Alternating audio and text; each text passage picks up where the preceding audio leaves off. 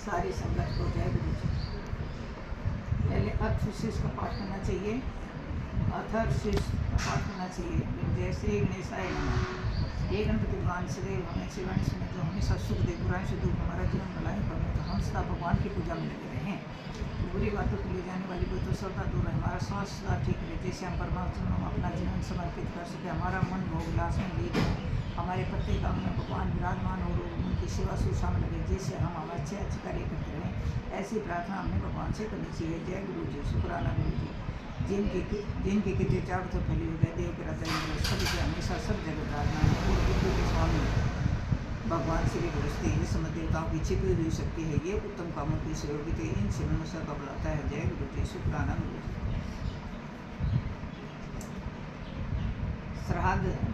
श्राद्ध के समय विष्णु शिव पुराण जरूर पढ़ना चाहिए, शस्त्र नाम का पाठ जरूर करना चाहिए, इससे हमारे पितरों को मुक्ति मिलती है उनको। जय गुरु जी, शुक्राना गुरु।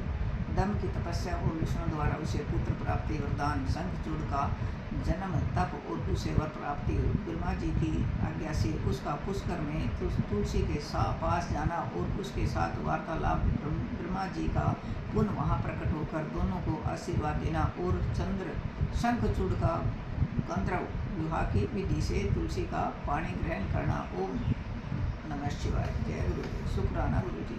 तंत्र जलंधर की उत्पत्ति से लेकर उसके वध तक का प्रसंग सुनाकर संत कुमार जी ने कहा, मुने अब शंभु का दूसरा चरित्र प्रेम पूर्वक श्रवण करो। ओम नमः शिवाय। उसके सुनने मात्र से शिव भक्ति सुदृढ़ हो जाती है। ओम नमः शिवाय। व्यास जी चंद्र शंखचूड़ नामक एक महावीर दानव था, जो देवों के लिए कंठक स्वरूप था। ओम नमः शिवाय। उसे शिव जी ने रण के मुहाने पर त्रिशूल से मार डाला था। ओम नमः शिवाय।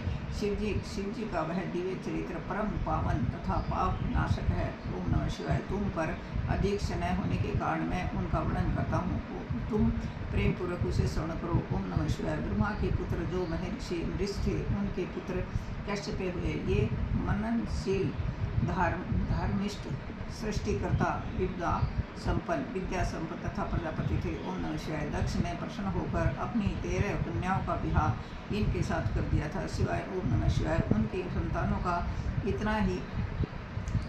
का इतना अधिक विस्तार हुआ कि उसका वर्णन करना कठिन है। ओम नमः शिवाय। उन कश्यप पत्नियों में एक का नाम धनु था तथा ओम नमः शिवाय वह श्रेष्ठ सुंदरी तथा रूपवती थी। ओम नमः शिवाय। उस साध्वी का सौभाग्य बड़ा हुआ था।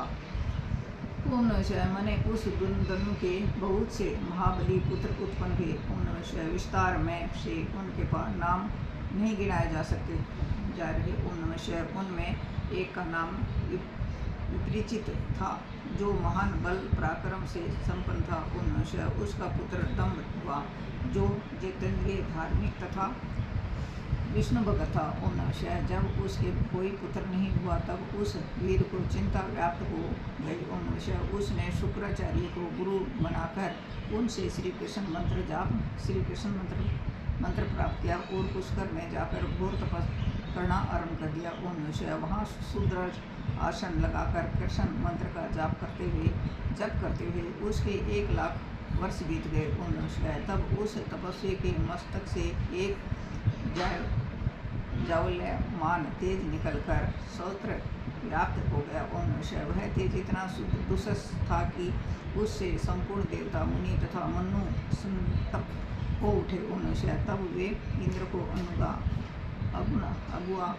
अगुआ बनाकर ब्रह्मा के शरणापन्न हुए। ओम नमः शिवाय। वहाँ उन्होंने संपूर्ण संपत्तियों के विधाता को प्रणाम करके उनकी स्तुति की और फिर विशेष रूप से व्याकुल होकर अपना सारा वरदान उनसे कह सुनाया। ओम नमः शिवाय। उनकी बात सुनकर ब्रह्मा भी उन्हें साथ लेकर वह सारा वरदान विष्णु को सुनाने के लिए वैकुंठ को चले गए। ओम नमः शिवाय। वहाँ पहुँचकर सब लोगों ने त्रिलोकी के